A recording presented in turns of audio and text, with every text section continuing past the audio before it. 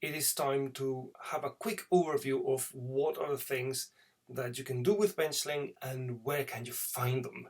You have a quick reference guide in Moodle in the folder for this practical, but in your help sheet you have a miniature version of it, and you have several links to Benchling produced tutorials that also cover some of these features. Alright, so we are here in our workspace. We have started to visualize the MJ017 plasmid, and at the moment what we have here is just a plasmid view with different fragments that have been annotated. So these are annotations.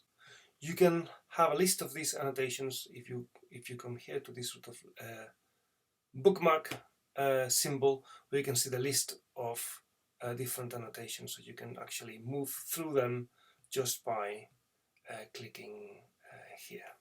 So you can see now that we have a series of really basic navigation and creation tools here, but also a series of sequence-specific tools on the right-hand side. And here on the bottom left corner you have the things that will allow you to handle your organizations and your own account. Located here on the bottom right corner is the split workspace button, which you can see at the same time the sequence map but also the plasmid.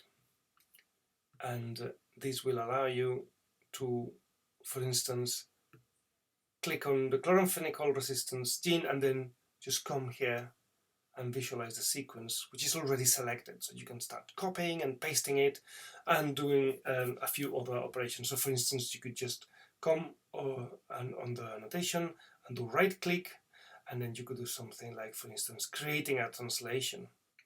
In this case in the reverse orientation, because this is how the gene is oriented within the plasmid.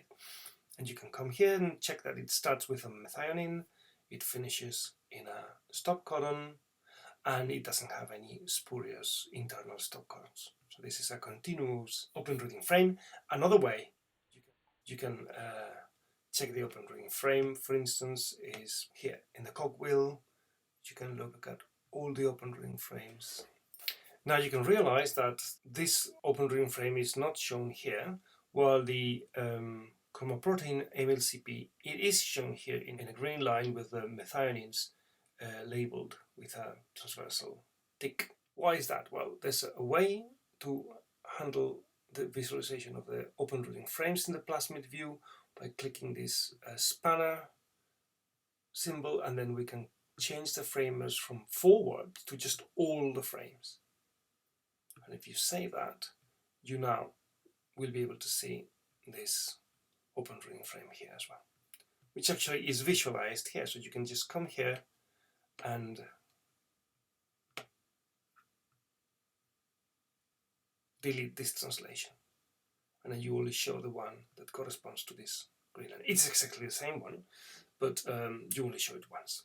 Another important bit that you can use here is the scissors symbol that opens the restriction enzyme tab, where you can select different enzymes. Here you already have selected 4 enzymes, which are the enzymes that participate in the BioBricks and the BioBrick system to do tandem ligations. But you can just unclick them to deselect them and then select other ones, like for instance, I don't know, in a HIMF3, which doesn't cut anywhere, or HIMF1 that cuts 8 times, and you can visualize the cutting sites here, but also here in the sequence view. If you wanted, you could just actually run the digest virtually, and that will create another tab that here lists the fragments, which you can again select them one by one.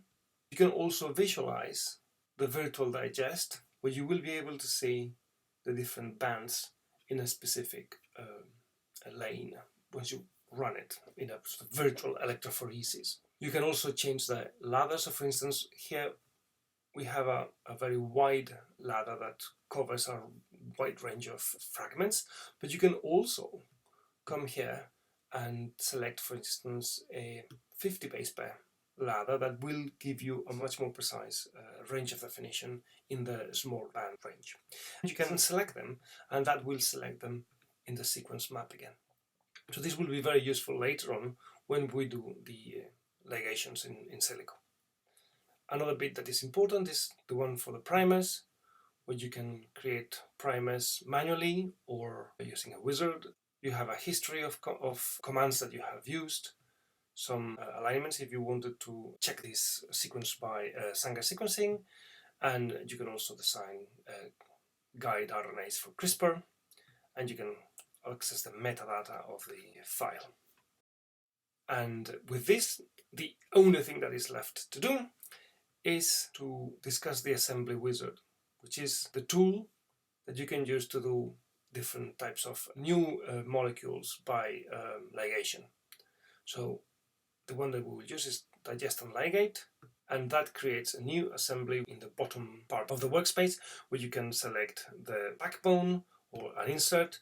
You can also add more inserts. You can click again on any insert that you have selected to go back to the overall assembly wizard, where you can name it, delete it, or assemble it. And to actually assemble it, first you need to visit each of these fragments and select them from an open sequence that you have in your workspace. We will go through this very much in detail in a moment.